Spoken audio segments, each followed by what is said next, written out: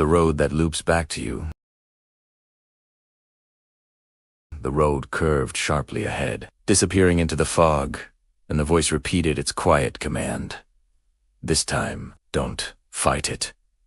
My hands tightened on the steering wheel as the older version of my face stared at me through the rearview mirror. My eyes held a tired heaviness, like he'd lived through dozens of loops already and finally accepted what waited at the end. I forced myself not to look again. I kept my eyes on the curve as the car slid into the fog. The older me whispered softly, almost sympathetically, "You can't win against a road that remembers you." His breath was cold enough to fog the mirror from the inside.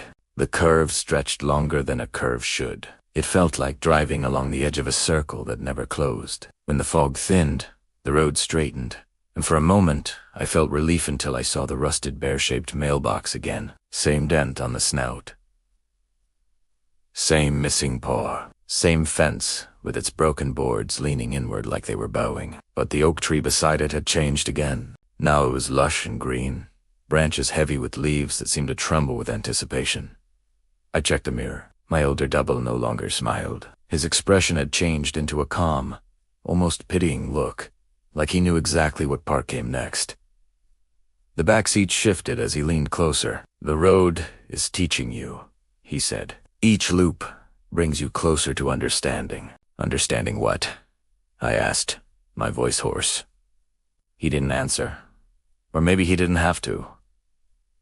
The road did it for him. The pavement ahead shimmered, its surface rippling like heat haze, but the air was ice cold. The fog gathered low, hugging the asphalt. Shadows moved within it, pacing, circling, tracking the car as if escorting me deeper into a maze. I pressed the gas harder. The speedometer climbed, but the scenery didn't blur. The road held me at its own pace, ignoring the engine's effort.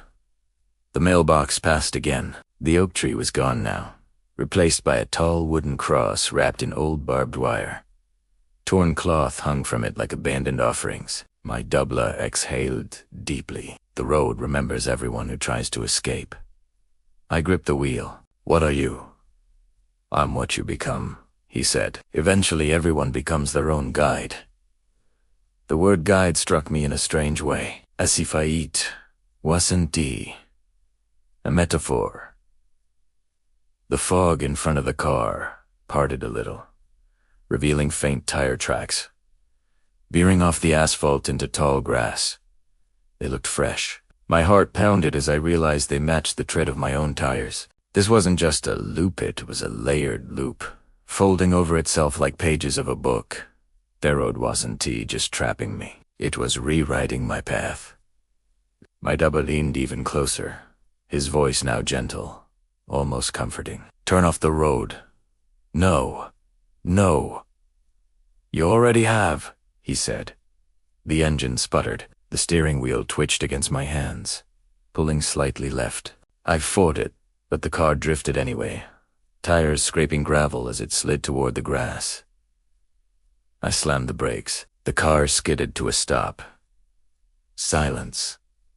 Even the fog seemed too quiet. I turned slowly toward the mirror. My double wasn't there. The back seat was empty. I closed my eyes for 1 second. One breath and the passenger door clicked open on its own. Cold air rushed in. Someone sat down next to me. I didn't turn my head, but I felt their presence, heavy and patient. The smell of damp earth filled the car again, stronger now, mixed with something metallic. A voice spoke beside me, my voice, but not the older version. This one sounded raw, exhausted, frayed around the edges. "You took too long." My throat tightened. "Who are you?" "The one who didn't learn," he said. "The one who kept trying to escape. The road doesn't like that." I finally turned. Another version of me sat in the passenger seat.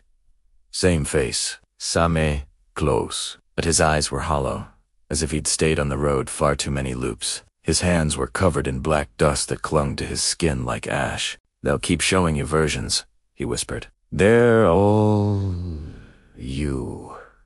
Past loops, future loops, failed loops. The road keeps what remains useful." "What does it want?" I asked. He didn't respond.